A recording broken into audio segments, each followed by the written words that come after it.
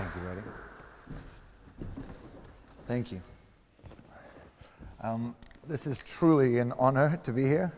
Do I feel unprepared? 100%. Do I feel unqualified? 100%.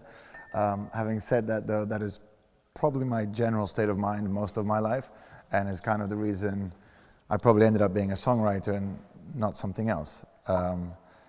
This feeling that I'm feeling right now is exactly why I love my job, why I love what I do, because it's wonderfully terrifying. And this is something that, from a very early age, feeling unqualified and unprepared like I do now, most of my educational life, that's for sure, I had to sort of find a solution to this problem. I had to figure out, either I can really feel it and let it stop me from doing anything and just allow the fear to take over, or I can confront it every day with a little bit of a cheeky smile and a little bit of improvisation. And there is nothing better to do that than with poetry. When I discovered poetry at school, there was a freedom and an improvisation, whereas being unprepared and unqualified was kind of okay. You could kind of get away with it. And that opened a big door for me, a whole new world, which made me feel comfortable with the feeling that I'm feeling exactly right now. And the beautiful part of it was that while losing this sense of self, should I say, by being overtaken by the sense of being unprepared and unqualified, I started actually finding my true self, which was not as confident and secure as I might have liked to think it was. And the best way for me to find that was by digging for treasure. And when I say digging for treasure, I mean turning on that spark of creativity that allows you to either channel or find something that nobody else has yet channeled or found. And that for me comes with songwriting, is the best way. Poetry was a step too far for me. It was too intellectual. And I have a very short attention span, so what's beautiful about songs is that you got to get it done in 3.5 minutes or else people stop listening. And that really worked for me. But I always say songwriting is like digging for treasure, and performing it is showing people what you found. Today, I hope that together we can dig for treasure, and hopefully by the end of it, we found something worth sharing with everybody who's watching. So thank you very much for having me. I'm glad you talked about poetry, sort of preempted one of my first questions. Do you still write poetry at all? No, and I stopped writing songs. By that I mean the actual literal word of writing. Again, it's kind of my laziness, my lack of preparation, my wanting to feel uncomfortable is kind of always, like I said, just there's what sort of drives me. And we started to use that same philosophy when it comes to editing. It's basically, initially, it started through laziness, but it's ended up being a very valid tool in my arsenal, in the sense that when I work on something, if I don't remember it, it ain't worth it. That's kind of as simple as it gets for me, especially with what I'm trying to do. I'm not trying to find something that has never been done before. I'm trying to connect in any way possible. I think it's basically, the singer-songwriter in me is a desperate cry, not for help, but for connection. It's a desperate need to connect with people. And so, if I get to think about it too much, I feel like I'm losing sight of that. And I start trying to perfect the cacophonic planning of a word, the meaning of a sentence or of a rhyme, and I start losing the reason, which is why I initially do it, which is simply to connect. You know, as simple as a smile. I find those are the best lyrics. Something as simple as a smile is how you connect with people. And so to find that, I find that writing it down kind of gets in the way for me. But that could just be me being really good at BSing myself, that I'm too lazy to actually write anything down. Do you miss it at all, writing? Yeah, I do. I miss reading it too. I used to read it a lot more. I miss listening to music without dissecting it. I sometimes wish that the 14-year-old dreaming boy who wanted to be a footballer had achieved that, and I could just go home and listen to an album for the sake of listening to it. It's very rare that I listen to any music without thinking, that was hooky, or that would be a great chorus, or I love that rhyme, or damn it, why didn't I write that? And dissecting it, and trying to not necessarily steal from it, but try to sort of learn from it. So yeah, in that respect, I do miss listening to music without a sort of, it's not critical, it's like a necessity. I use it for work, so I wish I could do that again. What do you think are the main differences between writing lyrics and writing poetry? I'd love to think there is no difference. but that might be a bit idle of me to say that. I think there's probably more freedom in poetry than there is in songwriting, and that's probably why I'm a bit scared of it, because it really is boundless.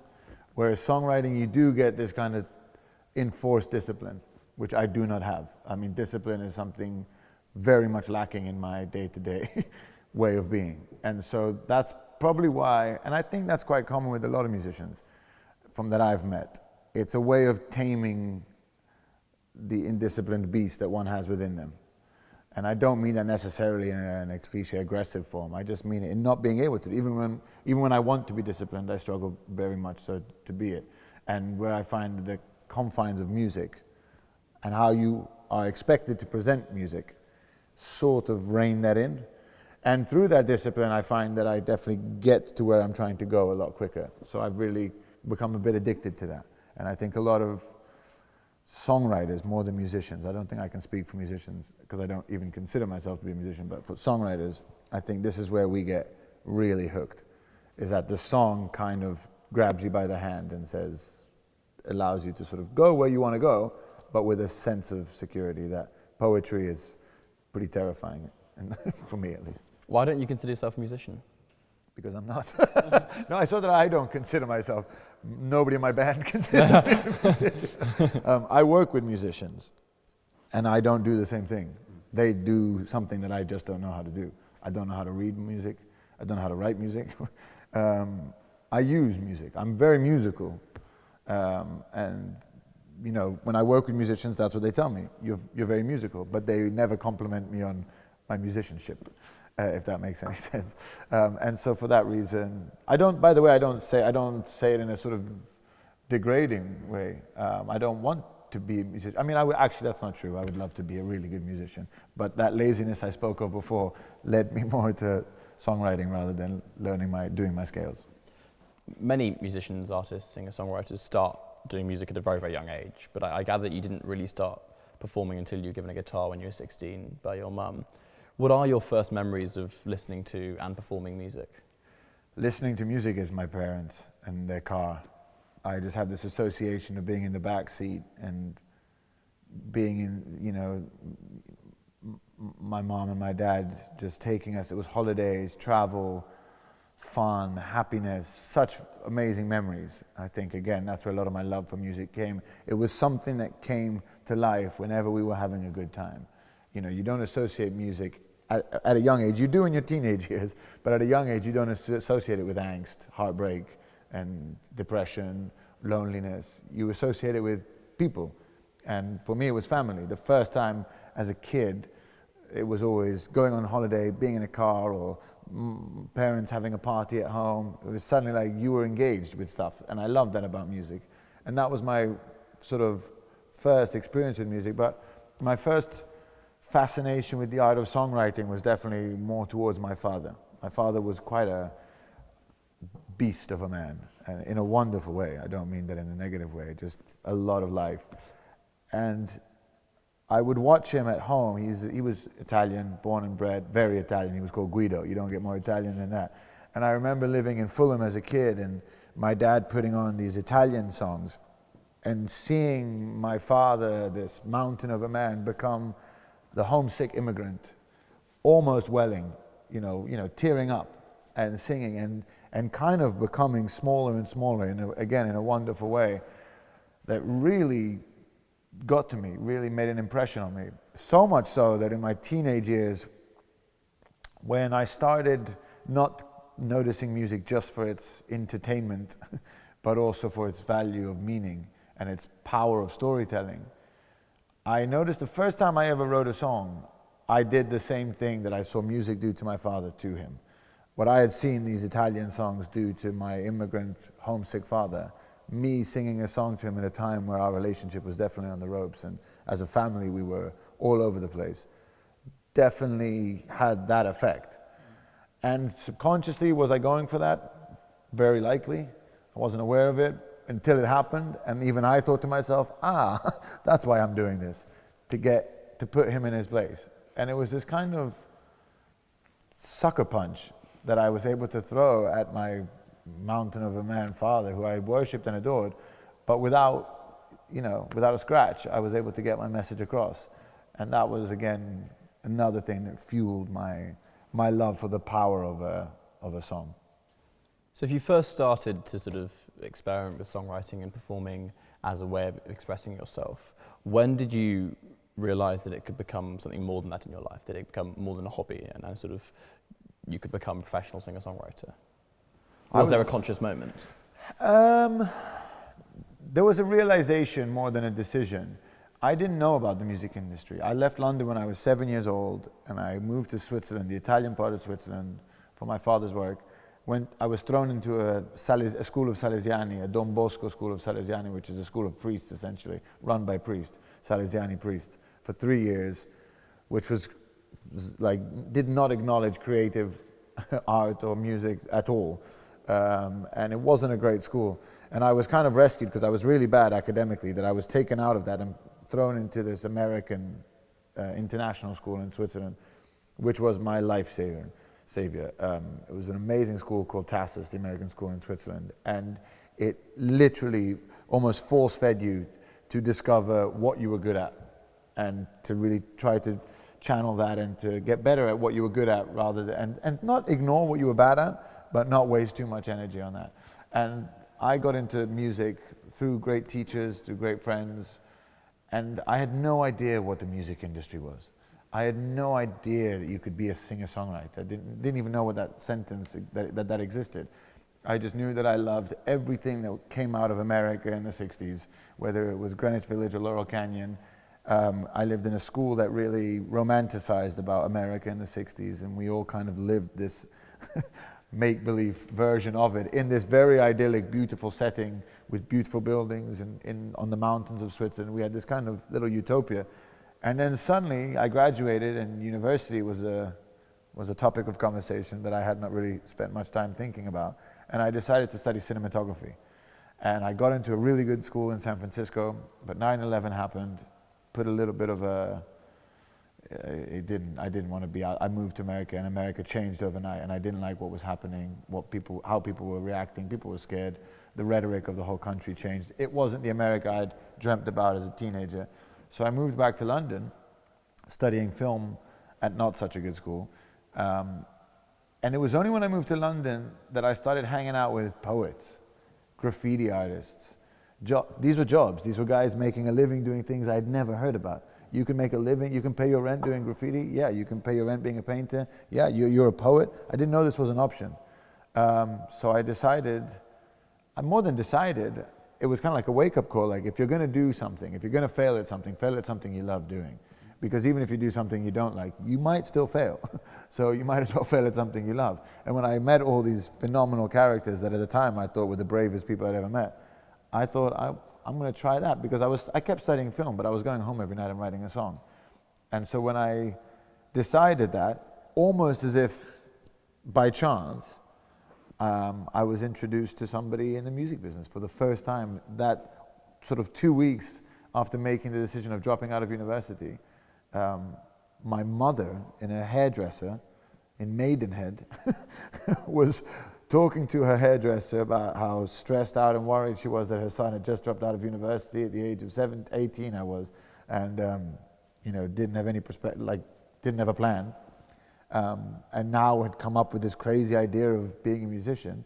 The woman cutting her hair said, "That's interesting. I cut the hair of this woman who manages so-and-so and is in the business." And that was my introduction to the music business. Do you think that the music industry is very much luck-based in that way? To a degree, everything is luck-based in that way, not just the music industry. Like, who you meet and your opportunities are luck, but what you do with them is nothing to do with luck. Nobody that you know of, that we know of, is up there because of luck. There have been, I'm sure, moments of luck in their life, like there have been with everybody, and bad luck, for that matter. But I think it's more, what I'm fascinated more is not necessarily the opportunities people get, it's what people do with the opportunities, how people manage them and make different choices. When people realize the power of their own choice, I'm very attracted to people that have figured that out, not just in the music industry. Actually, there's very few in the music industry that I admire their choices. But in life in general, I love meeting people that I feel have understood not necessarily made the right choices, but have understood the importance of their own personal choice. I'm very attracted to that. So obviously you had this sort of initial introduction into the industry through your mum's hairdresser's friend, and then sort of your career started to take off. Did you have any doubts about having it? Well, yeah. I wouldn't use take off. Well, yes, that's my next question, I suppose. The first few years of music was always going to be bumpy. Yeah. Were there times when you had doubts about having made the right decision? Yeah, I hated it. To be honest, I hated it. I mean, only until very recently I hated it, which was kind of also a form of loving it. You know, there's a fine line between hate and love, and that was definitely my relationship with the music industry. And it was only when I sort of really fell in love with it that I realized, oh, the hate was a good. It was a need. It was a sort of a needed. It was something I had to go through. But the first 10 years, I can safely say, were horrible. Were challenging. Were really difficult. We really were moving with such small steps. I didn't know how to celebrate the small victories. I was just thinking about the big one, and I didn't even know what the big victory was. And that's very much, I think, something to do with the fact that you are in your 20s when you set out in this sort of, not just in this career, but in any career, setting out in your 20s. That's kind of your state of mind. I did have my fists clenched all the time. It was me against the world. Why doesn't anybody get it? Why doesn't anybody see it? And it was only when I sort of, and it was very much with the arrival of my daughter, our first child, that suddenly the fists started unclenching, and I stopped being so angry. And that's when I started to realize how wonderful this job could be. If I didn't, my theory, my philosophy was always, if I work really hard, I'll never have to get a job. That was always my philosophy since I started out. Now, when I was in my 20s, that was terrifying. I was terrified of having to get a job. It was sort of like, you know, I would do anything not to have to go and get a job. So that was kind of, and I think that was a very negative way of looking at it. In my 30s, I started saying, wow, if I work really hard, I'll never have to get a job. It kind of became this epiphany of, let's look at it the complete other way. And that's still how I look at it. I still can't believe that if I get up in the morning and work my backside off, I don't have to get a proper job. What were, if you can disclose, the highest and lowest points of that decade? The lowest points was just before the arrival of my daughter. When my wife, we got married, and we were very young, 26, which I guess in some places isn't young, but in London, I can safely say that we were the young couple getting married. And it was kind of a moment in my life where I had decided to walk away from everybody in the music industry that I had met pretty much until then. I'd had really every cliche sort of negative experience of people that you really trust, and then they turn against you. And we got pregnant. There was a human being that was being given to us to look after, and that was a real sort of wake-up call for me, because in my mind I thought it would be like every wonderful book I've read and Hollywood movie I've seen where suddenly everything works out, and the complete opposite happened. I turned into probably the worst version of myself that I had ever met, let alone my wife. And that was a tough one. That was a tough person to destroy, to get rid of, because he wasn't really getting up to much good. But one thing he did have was a lot of energy to keep going. He was that person I was at that time in my life wasn't going to take no for an answer. However selfish I had become, I wasn't going to take no for an answer. And maybe that's what you need sometimes. I don't want to believe that. But that was a phase in my life that, although it was the darkest time in my life due to drugs, alcohol, and having very little, I wasn't, like I said before, people who value their choices, I wasn't valuing my choices at all. I wasn't aware of the repercussions of my own choices. And that whirlwind sort of gave me a very quick education into who the man I was about to become and who was the man I could become. It was my choice. And I still to this day am very grateful to everybody who knew me then and who stuck with me and followed me through it. because we did come out the other side fighting, and we came out the other side with a great group of people, a great team, and a great philosophy. And when you survive moments like that, those dark periods, and you do stay together, loyalty is very hard to come by. You know, people always say, believe in yourself, trust yourself, be loyal to yourself, be loyal to people. You know, people will let you down, people will break your trust, but if they are loyal to you, you accept that. If you're loyal to them, you accept that they get things wrong. So that was when I really discovered the value. I broke a lot of people's trust. People broke mine, which was why those were the darkest times in my life. But loyalty was something I discovered the value of, and it's something still to this day, it's the thing I value the most in others, but especially in myself, to be loyal to oneself. Moving beyond that, sort of happier times post-birth of your daughter, has there been a moment where you've realised that you've made it? And if so, what is that moment? Yeah, there was a moment which was pretty cool. Our last album was an album we made in Rome called Singing to Strangers. I went to my record label and I said, I want to make an Italian album, but in English, and I want to record it at Ennio Morricone's studio in Rome. And they said yes. I couldn't believe this. We had had 2 top 10 records at this point, which felt pretty cool. And probably Graham Norton asking us to come on the show was the first time I thought this might actually become something I can do for the rest of my life. But you never really know those are straight. That's show business. So you never really feel like it's something that's yours. And we made this amazing album that I've never cared so much about an album, and we made it exactly how I wanted to make it, where I wanted to make it, with the people I wanted to make it. It felt like everything I had done up until then had brought me to this place where I finally knew what I was doing, 6 albums later. And the album was about to come out. We had recorded it. I called it Singing to Strangers. I remember playing it to my wife about a week before it came out, and she sort of said to me, she's like, are you sure about this? Like, this does sound like an Italian album sung in English. How is this going to work? I don't think Radio 2 is going to play this, put it that way. And then I went away. I had to go to Italy the week of release. And the night before the charts come out, and I've never done this, chasing charts. I've never done it, mainly because I've never come close to it, so it hasn't even crossed my mind. I don't sit and write a song because I want it to be a #1 single. I don't make an album because I want it to go to #1. But when the talk of this comes, when the whisper in the industry comes around that your album's selling really well, your album's doing really well, you might have a top 10 record, you get excited by it. When they said to me, you might have a #1, I felt sick for days. The whole week, I suddenly was so angry at myself for caring because I wanted to win. I've never wanted anything, and this competitive streak in me was exactly why I stopped doing sports when I was a kid, because I hated it. It brought out a very bad person. But it kicked in, and I was in Milano with my father and one of my managers in Italy at the time. And my manager in London, who's here with me today, phoned me around midnight. And there's a wonderful artist called Dave who had been #1 the week before, and Dave had kind of come out of nowhere. So we were like, who's Dave? Who is this Dave that's now going to sort of destroy our life's work? But he phoned me at midnight and he was like, listen, it's not official yet, but it's looking pretty good. So I had this wonderful night with my father. It wasn't official, but the numbers were looking pretty safe. And we drank a lot of whiskey and sort of didn't celebrate, but just drank a lot of whiskey, sort of acknowledging, I can't believe we're even contemplating this. I can't believe we're even thinking that tomorrow morning we could wake up with potentially a #1 record. The next day I woke up with a terrible hangover and I had to fly back to London.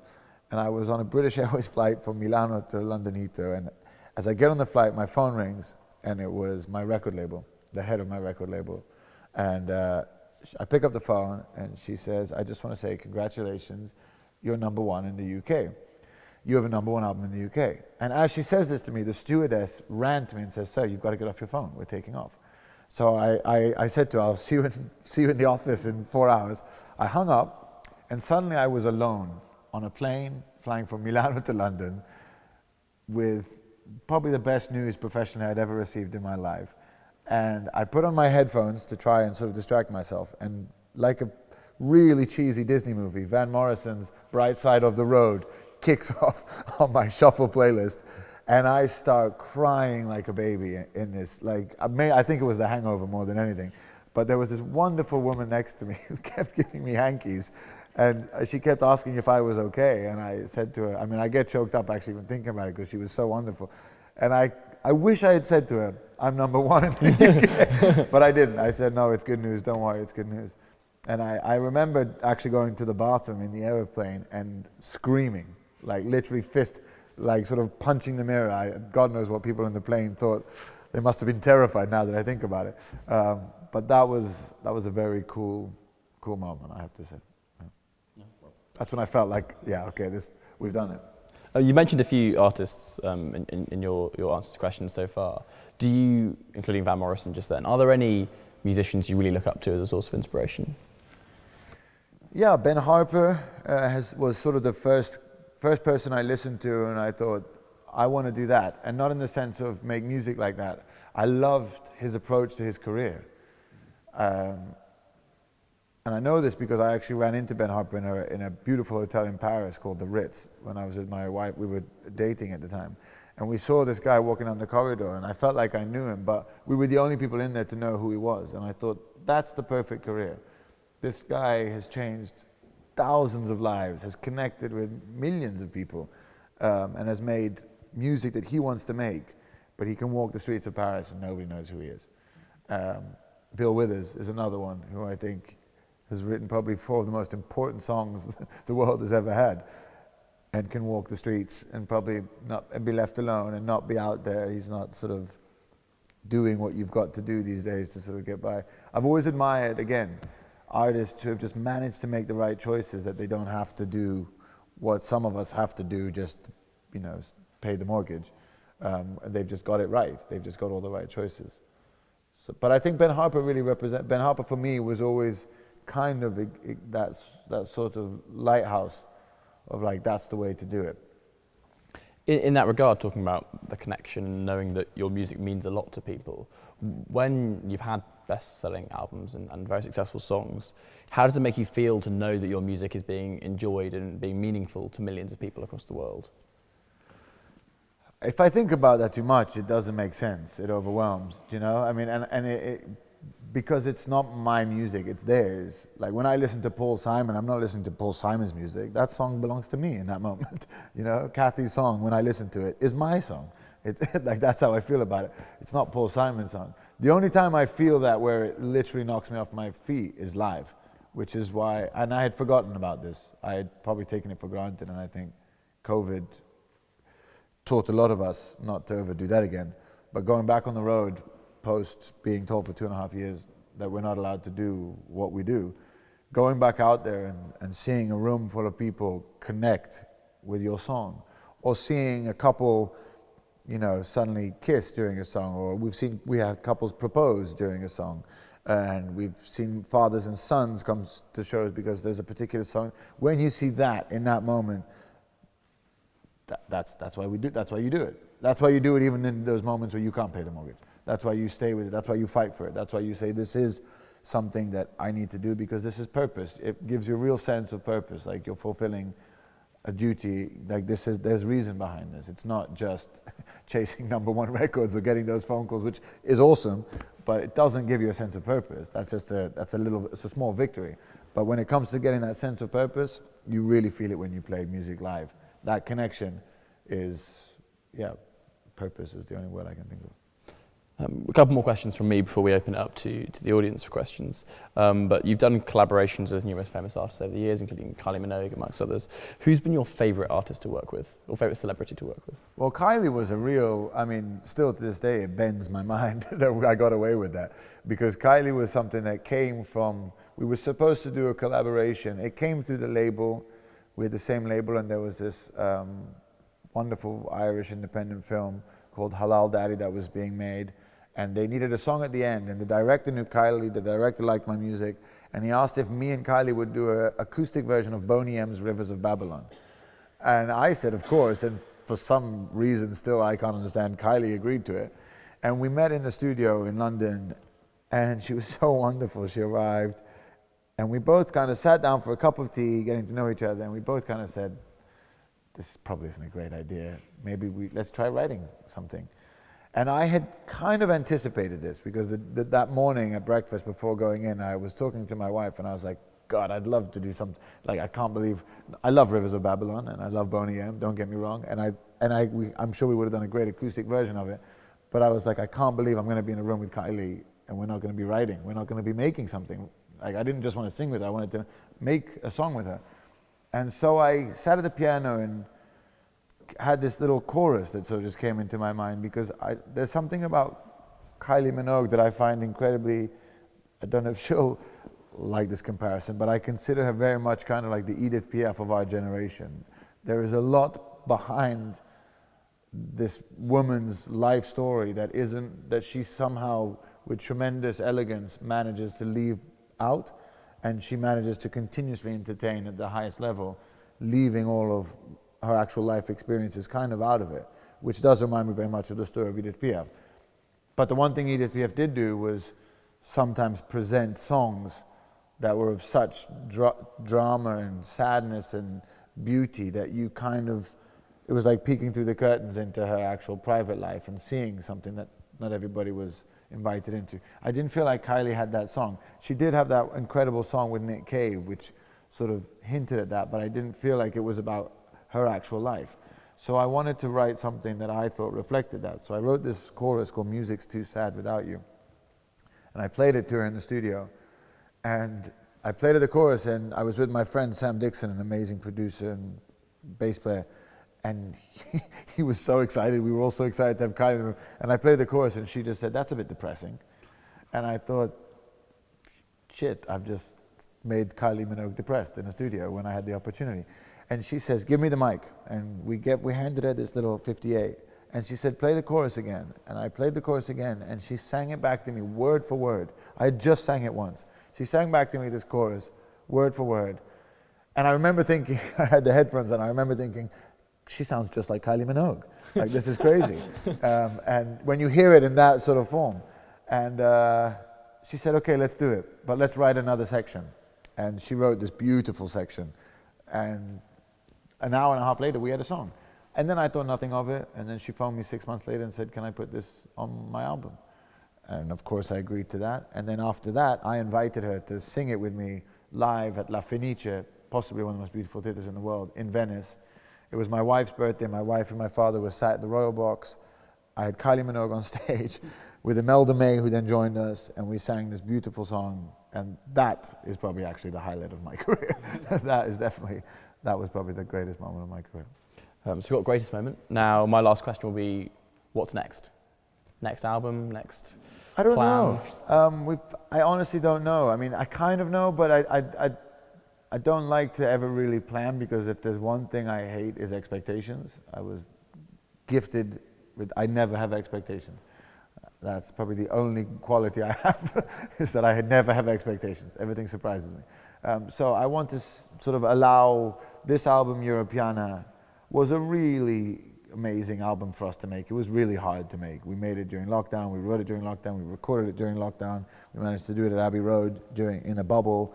It was this crazy story, and it's something that I really want to let it, I feel like we built this beautiful sail, this beautiful ship, and then just when we started putting up the sails, they told us, "No, you got to go back to port because it's too dangerous out there." And so now I've kind of rejigged it and added another sail, and we're putting that out now, which is this Europiana Encore. And I really want to take it to sea and see what this album does.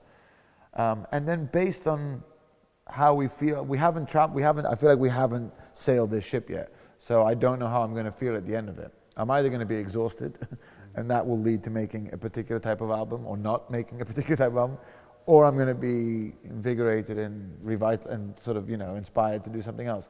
So I would love to give you a straight answer for that, but until this ship that we've built sets sail properly and does what it's supposed to do, I don't know how I'm going to feel about making the next record. Thank you very much for being so honest with those answers. I'd now like to open up to questions from the audience. If you have a question, please put your hand up, and one of our committee members will bring you the microphone. Please wait until you've got the microphone before you start speaking. If you have any questions, please put your hand or your membership card in the air, and I'll call upon you. No pressure. Go on, someone must have a question. I've got some more if we need them, but I thought I'd give you all. Yeah, remember in the pink shirt.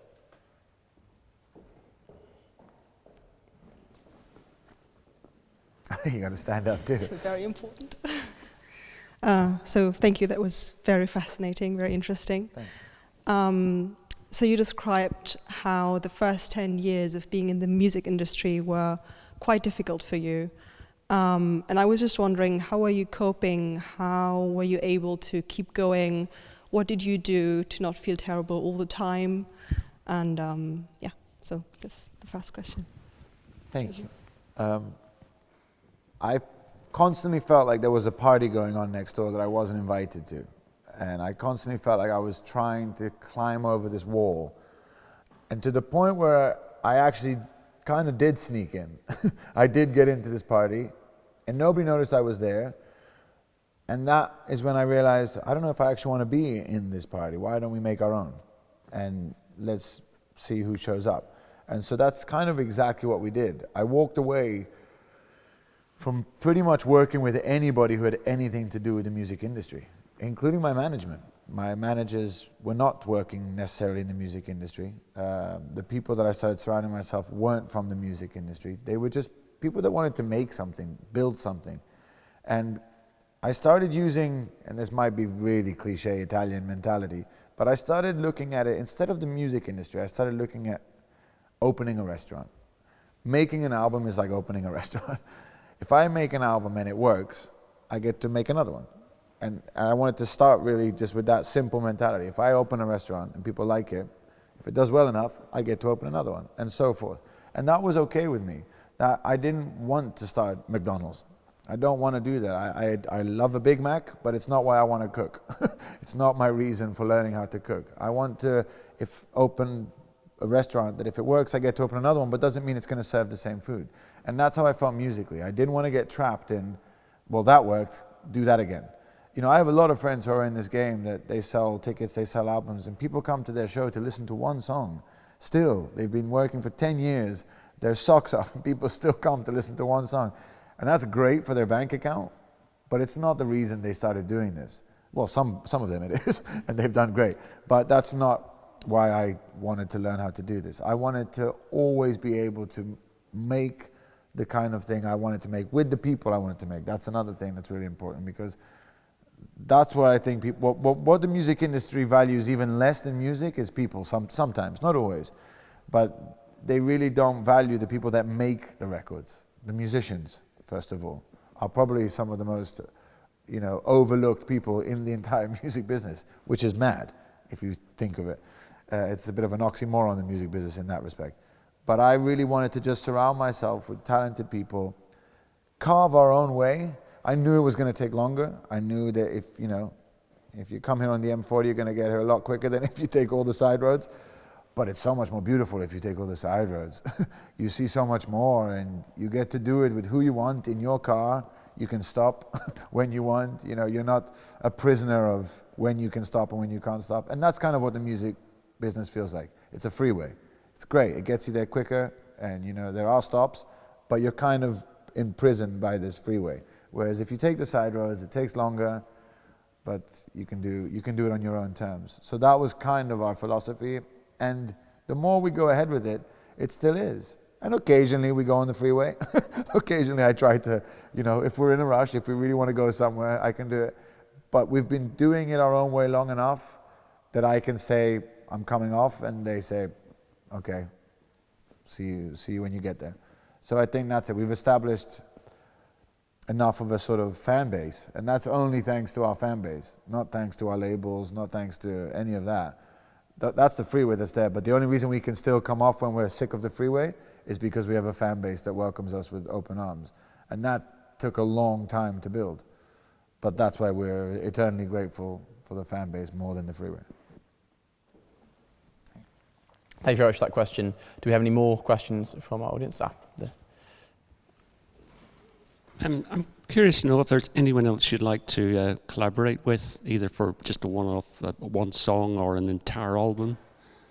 There are so many people I would love to collaborate with, dead or alive. Preferably alive. I think Florence Welch right now is one of the most unbelievable, exciting artists. Again, speaking of Edith Piaf, it reminds me very much. I think there's a real lack of romance in songs these days. I think there's a lot of love songs, but not romance, not romantic drama and theater and cabaret and mystery. I don't think there is a lot of that, especially in love songs. But Florence Welch is the most romantic, I think, artist around right now. And I love that about her. I love that about her music. It sweeps you off your feet, quite literally, in the sense of romance. So I would love to work with her. There's a lot of producers I would love to, I love anybody that challenges and educates me on all the things I don't know how to do. But yeah, off the top of my head, Florence is probably the first name that comes to my mind. If you're watching, I don't know if she's a member. Anyone else got a question? Yeah. You mentioned that you wouldn't necessarily like to be recognized on the street for your music, but if fame is not the main objective, what would be your ultimate goal? It's definitely not fame. My ultimate goal is that lots of people connect with the music. I mean, so fame can be a result of that, and that's wonderful. Don't get me wrong, which is why, when you're recognized at your shows, it feels great.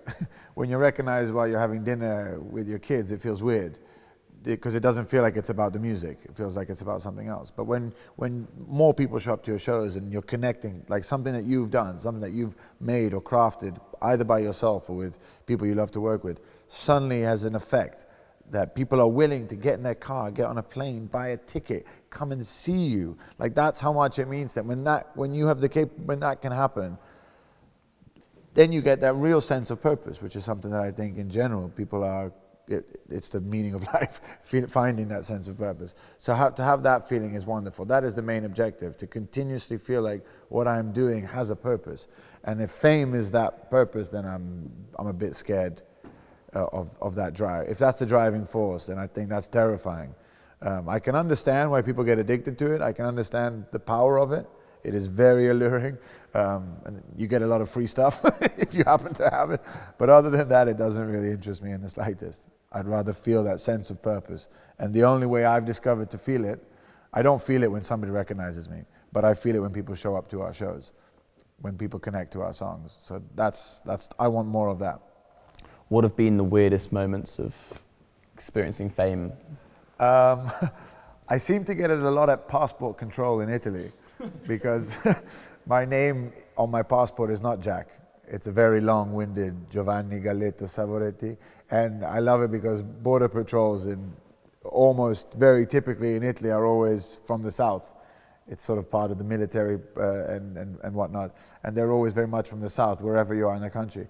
So very often I get this kind of like real southern Italian character kind of reading my name and going, "Any relation to Jack?"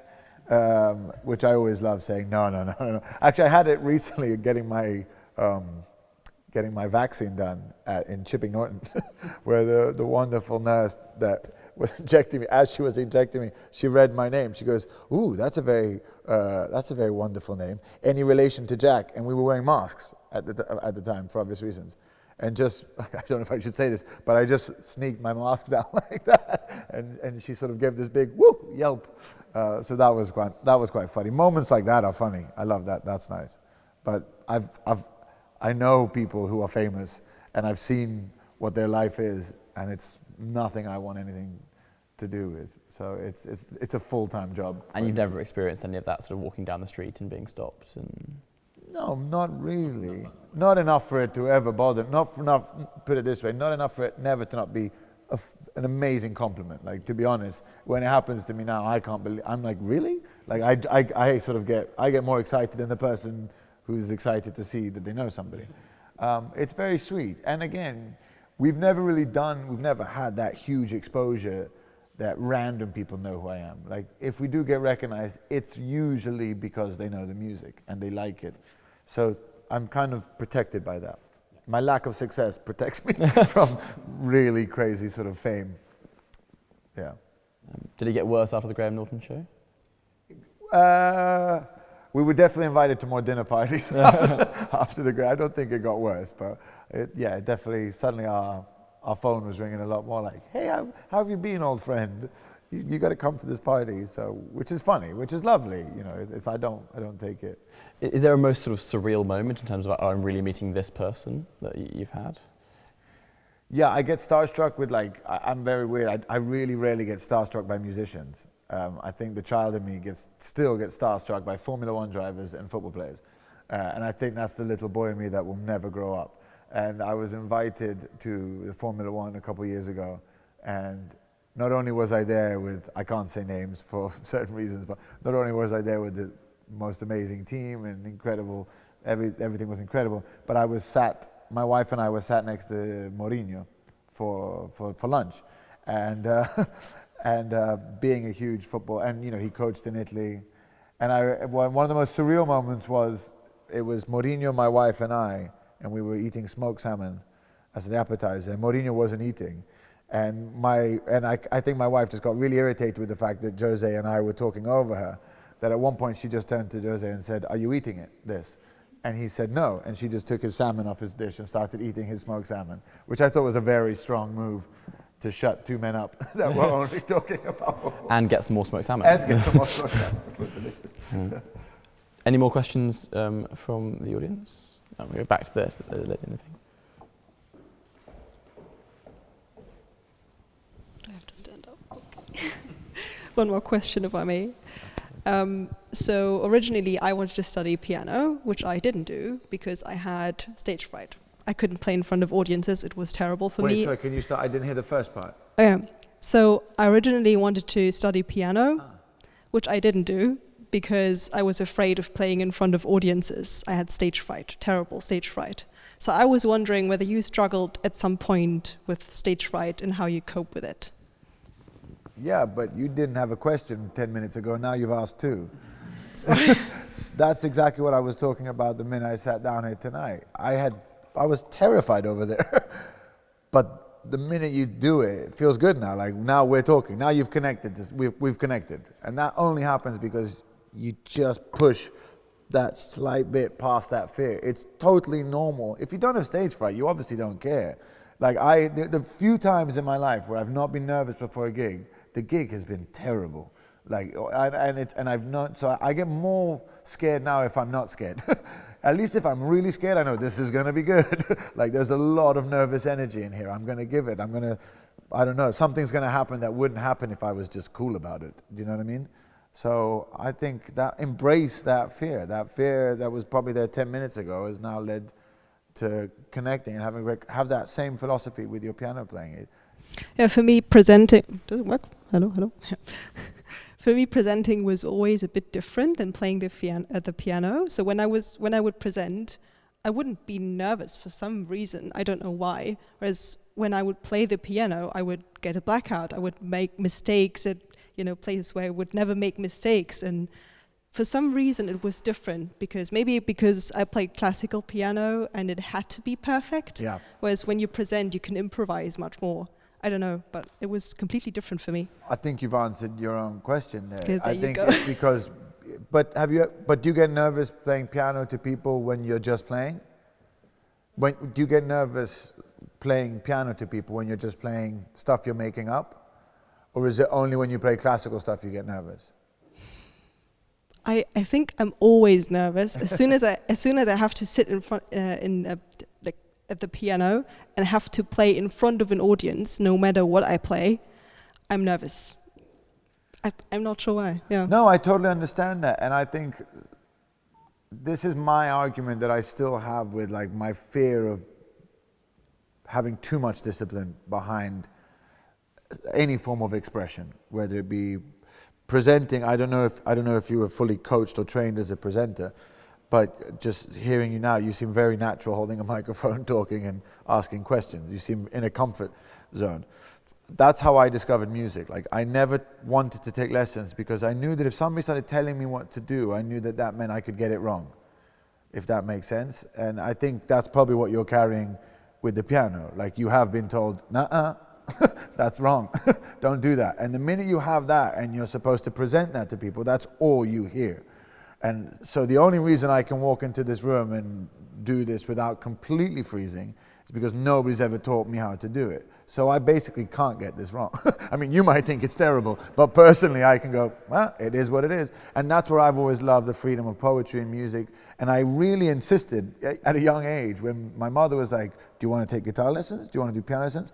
I saw friends of mine that did that. And they would, like, still to this day, you know, if there's a piano in my house, and the things you have to do to friends of yours who did 8 years of piano lessons to get them to go to the piano and play, like the amount of wine you have to fuel them with before they do it. Whereas me, I will be, I mean, if I could walk into Oxford University, there'd be a piano there. I wouldn't care if it was, I'd go and play it, because it's like there is no wrong to it. And I think maybe it's just refinding that, letting go of being told this is wrong, and start making it your own, the same way you've made this way, what you're doing now, which I'm imagining is presenting. Is this what you're doing? Is this what you want to do?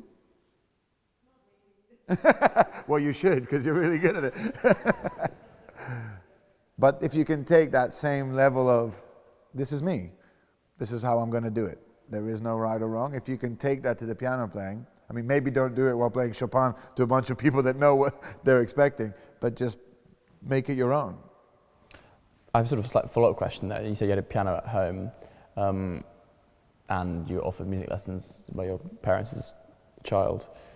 Are your children musical? Are you giving them music lessons? Yeah, they're not musicians, but they're really musical. They're kind of the same. And you know, of course, if you see your 4-year-old suddenly go to the piano and, you know, there's something there, follow that through. God forbid. I'm not saying that discipline doesn't matter, and there is a lot to be said about nurturing talent. God forbid. That's not at all what I'm saying. But if it isn't there, don't force it. Don't sort of shove them. Don't make them hate something that maybe later on in life could serve them really well. Don't make them be afraid of something that is a gift at the end of the day. Being able to play anything, being able to, it's like speaking a language. And I feel the same way with Italian. Like, for example, my kids with Italian, I started giving them, they started having lessons, and their relationship with Italian became different. A really good friend of mine, for example, he's an Italian New Yorker, and he didn't learn Italian because he associated it with being told off. Because his immigrant grandparents were like forcing their children, you're not Italian, you're American now, you speak English. And so even though he had nothing to do with that generation, he was the next generation, he associated it with hearing his grandmother telling them off for speaking Italian. So it really made him nervous. Still to this day, he really struggles to learn Italian. I mean, these kind of decisions have such long-term effects on us that we don't always maybe take into consideration. So with my kids, you know, the day they ask me, Papa, I really want to learn how to do this, it's going to happen. And I can see already, there's instruments everywhere in our house, and there's music always going on. So it's kind of for them to, I feel that way with them, whether it's about their faith, whether it's about their choices in life. When they come, it's the same with like education. When they come and say, Papa, I want to go to boarding school, I would never send my kids to boarding school. But if my kids ask me, Papa, I want to go to boarding school, okay, you go. So I feel kind of that same sort of approach. It's for them to sort of make the choice rather than me. Yeah, no, I do understand that. Well, we have time for one more question, I think. They don't have the member in the green shirt in the front row. So you were kind of talking about obviously how it's a very free thing, kind of songwriting, and with any artist, once you start getting to a professional level, obviously there's kind of a level of pressure on like a creative outlet. Do you ever feel that pressure makes it more difficult to create and make new things? Yeah, for sure. I mean, I've touch wood, I've never sort of experienced the terrifying writer's block in that respect, and that's only because of music. Because if you give me a pen and a blank piece of paper, I would suffer writer's block every day. But the minute you hit a chord, like something happens. The music starts telling you a story, starts making you feel a certain way, or you can smell something by the sound of a note, so see different colors, whatever it is, how you react to it. But does the pressure of deadlines and making records, I mean, I don't think you'd be human if that stuff doesn't, but it's only because you care. You know, it only matters. It only really gets in the way for me when it's something that other people are imposing on me that I don't care about. That I don't like. That's when I'm like, I'm not going to take that pressure. I don't want that. Like, that's your pressure that you're just trying to put onto me, and I'm trying to deliver something for your career to be better rather than mine. So that's when I sort of step out. But when I'm personally inflicting that on myself, like, damn it, I want to get this done. I want to get this made perfectly. I want to do it again. First of all, I'm not a perfectionist at all. Again, I think that goes back to the fact that I'm just very lazy. So I'm like, oh, we did it. Let's go move on to the next one. But I keep retaining that mentality. I'm kind of okay with it because not being a perfectionist, I don't put that much pressure on myself. If it happens, great. If it doesn't happen, I sort of can move on from it. So I think it's more, again, your choice, your reason for doing it is what's going to define how you feel that pressure. And if as long as it's yours, then the pressure's good. It's kind of good to put yourself like under that. Keep it going, get better, be better. But it's got to be you saying that, or somebody you really have a loyal connection with and can benefit from it. But don't let everybody tell you, because that's how a lot of people pay for their, explain their wages, is just by, I'm the guy that goes around telling people what to do. There's a lot of those in the music business, and it's better to shut them out. Not all of them, some of them have some good advice, but yeah, as long as you know why you're doing it, you'll realize who you need. And I have actually sort of really gotten, the strongest people in my career are people that disagree with me more than agree with me. And I'm only comfortable of that. Now, I wasn't like that in my 20s. I only wanted to be surrounded by people that agreed with me, or I was only looking for people that agreed with me. God forbid anybody disagreed with me. Now it's the opposite. I look for people who don't disagree with me for the sake of it, but who challenge me. Doesn't mean I'm going to change when they say go left when I want to go right, but at least when they say go left and I want to go right, if I really want to go right, if I insist, that means I really want to go right. Whereas if they make me go, ooh, maybe I should go left, that means I obviously didn't really want to go right in the first place. Does that make sense? So I like to surround myself with people that make me question my choices as much as possible. Thank you very much, audience members, for your questions. One final question from me before we finish, which is a question we ask all of our speakers at the end of their addresses. If you could, in 3 sentences, give advice to members of the Oxford Union and of the University of Oxford, what would it be? Understand the value of your choice. Your choice is the only thing that's truly going to define this journey that you are here to live at the end of the day. And be loyal. Be loyal to yourself in the sense that when you do make that choice, stand by it. Stand by yourself. Don't walk away from yourself when you're the one who only matters when it comes to making the right choice. Thank you very much. Ladies and gentlemen, please join me in thanking Mr. Jack Savoretti. Thank you so much.